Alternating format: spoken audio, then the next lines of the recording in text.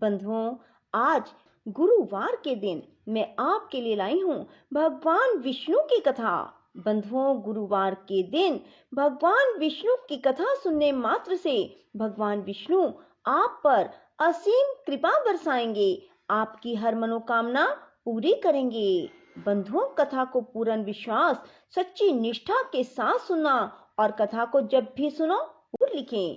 बोलो विष्णु भगवान की जय हो। भगवान विष्णु कहते हैं, राजन, कृकल वैश्य सब तीर्थों की यात्रा पूरी करके अपने साथियों के साथ बड़े आनंद से घर की ओर लौटे।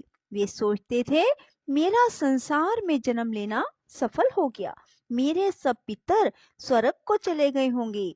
वे इस प्रकार विचार कर ही रहे थे कि एक दिव्य रूपधारी विशाल काय पुरुष उनके पितामहों को प्रत्यक्ष रूप से बांधकर सामने प्रकट हुए और बोले, वैश्य, तुम्हारा पुण्य उत्तम नहीं है, तुम्हें तीर्थ यात्रा का फल नहीं मिला, तुमने व्यर्थ ही इतना परिश्रम किया। यह सुनकर कृकल वैश्य दुख से पीड़ित हो गए।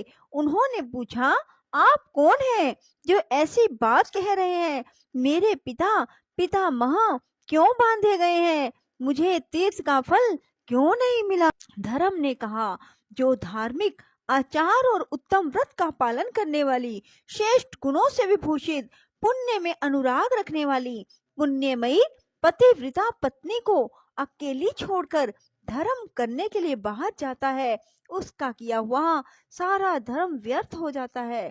इसमें तनिक भी संदेह नहीं है। जो सब प्रकार के सदाचार में संलग्न रहने वाली, प्रशंसा के योग्य आचरण वाली, धर्म साधन में तत्पर, सदा पतिव्रत्य का पालन करने वाली, सब बातों को जानने वाली, ज्ञान की अनुरागिनी है, ऐसी गुणवती, पुण्यवती और महासती नारी जिसकी पत्नी हो, उसके घर में सर्वदा देवता निवास करते हैं। पितर भी उसके घर में रहकर निरंतर उसके यश की कामना करते रहते हैं।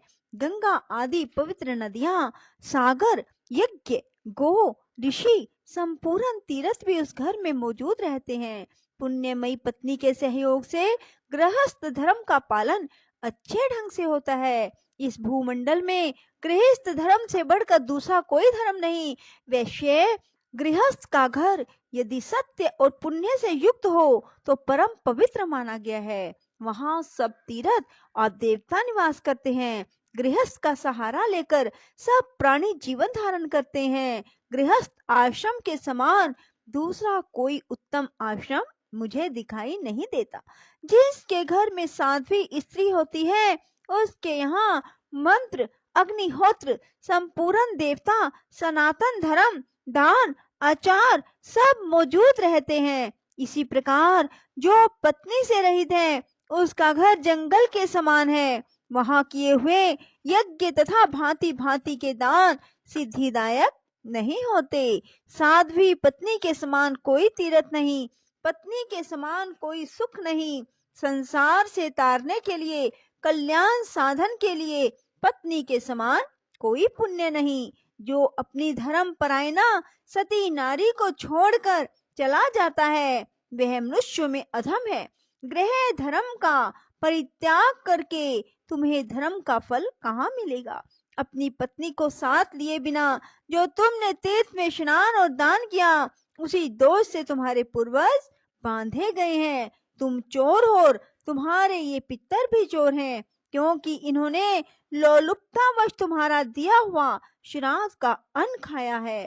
तुमने श्राद्ध करते समय अपनी पत्नी को साथ नहीं रखा था। जो सुयोग्य पुत्र श्रद्धा से युक्त हो, अपनी पत्नी के दिए हुए पिंड से श्राद्ध करता है, उससे पितरों को वैसी ही तृप्ति होती है जैसी अमृत पीने से। इसमें तनिक भी संदेह नहीं। पत्नी ही गृहस्थ धर्म की स्वामिनी है। उसके बिना ही जो तुमने शुभ कर्मों का अनुष्ठान किया है, यह स्पष्ट ही तुम्हारी चोरी है। जब पत्नी अपने हाथ से अन्न तैयार करके देती है, तो वह अमृत के समान मधुर होता है। उसी अन्न को पितर प्रसन्न होकर भोजन करते हैं और उसी से उन्हें विशेष संतोष और तृप्ति होती है। पत्नी के बिना जो धर्म किया जाता है, वह निष्फल होता है। कृकल ने पूछा, धर्म, अब कैसे मुझे सिद्धि प्राप्त होगी और किस प्रकार मेरे पितरों को बंधन से छुटकारा मिलेगा? धर्म ने कहा, महाभाग, अपने घर जाओ। तुम्हारी धर्म परायण पुण्यवती पत्नी शुक्ला तुम्हारे बिना बहुत दुखी हो गई थी। उसे सांत्वना दो और उसी के हाथ से श्राद्ध करो। अपने घर पर ही पुण्य तीर्थों का स्मरण करते हुए तुम श्रेष्ठ देवताओं का पूजन करो। इससे तुम्हारी की हुई तीर्थ यात्रा सफल हो जाएगी। भगवान श्री विष्णु कहते हैं, राजन, यो कहकर धर्म जैसे आए थे वैसे ही लौट गए। परम बुद्धिमान कृकल भी अपने घर गए और पतिव्रता पत्नी को देखकर मन ही मन बहुत प्रसन्न हुए। शुक्ला ने स्वामी को आया देख उनके शुभ आगमन के उपलक्ष्य में मांगलिक कार्य किए। इसके बाद धर्मात्मा वैश्य ने धर्म की सारी चेष्टा बतलाई। स्वामी के आनंददायक वचन सुनकर महाभागा शुक्ला को बड़ा हर्ष हुआ। उसके बाद कृकल ने घर पर ही रहकर पत्नी के साथ श्रद्धा पूर्वक श्राद्ध और देव पूजन आदि पुण्य कर्म का अनुष्ठान किया। इससे प्रसन्न होकर देवता, पितर और मुनिगण विमानों के द्वारा वहां आए और महात्मा कृकल और उसकी महानुभावा पत्नी दोनों की सराहना करने लगे। मैं, ब्रह्मा और महादेव जी भी अपनी अपनी देवी के साथ वहां गए। संपूर्ण देवता उस सती के सत्य से संतुष्ट थे। सब ने उन दोनों पति पत्नी से कहा, सुव्रत, तुम्हारा कल्याण हो, तुम अपनी पत्नी के साथ वर मांगो। कृकल ने पूछा, देववरों, मेरे किस पुण्य और तप के प्रसंग से पत्नी सहित मुझे वर देने को आप लोग पधारे हैं? इंद्र ने कहा, यह महाभागा शुक्ला सती है। इसके सत्य से संतुष्ट होकर हम लोग तुम्हें वर देना चाहते हैं। यह कहकर इंद्र ने उसके सतीत्व की परीक्षा का सारा वृतांत थोड़े में कह सुनाया। उसके सदाचार का महात्म सुनकर उसके स्वामी को बड़ी प्रसन्नता हुई। हर्ष उल्लास से कृकल के नेत्र डबडबा आए।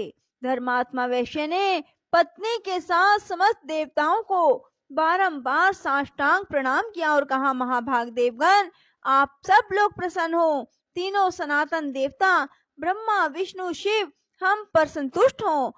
अन्य जो पुण्य आत्मा ऋषि मुझ पर कृपा करके यहाँ पधारे हैं वे भी प्रसन्नता प्राप्त करें। मैं सदा भगवान की भक्ति करता रहूं। आप लोगों की कृपा से धर्म तथा सत्य में मेरा निरंतर अनुराग बना रहे। इसके बाद अंत में पत्नी और पितर के साथ मैं भगवान श्री विष्णु के धाम में जाना चाहता हूँ। देवता बोले, महाभाग एवं अस्तु, यह सब कुछ तुम्हें प्राप्त होगा। भगवान श्री विष्णु ने कहा, राजन, यह कहकर देवताओं ने उन दोनों पति पत्नी के ऊपर फूलों की वर्षा की, ललित, मधुर और पवित्र संगीत सुनाया। वर देकर वे उस पतिव्रता की स्तुति करते हुए अपने अपने लोक को चले गए। इस परम उत्तम और पवित्र उपाख्यान मैंने पूर्ण रूप से तुम्हें सुनाया। राजन, जो मनुष्य इसे सुनता है वह सब पापों से मुक्त हो जाता है। स्त्री मात्र को शुक्ला का उपाख्यान श्रद्धा पूर्वक सुनना चाहिए। इसके श्रवण से वह सौभाग्य, स्थित्व, पुत्र पौत्रों से युक्त होती है। इतना ही नहीं, पति के साथ सुखी रहकर वह निरंतर आनंद का अनुभव करती है।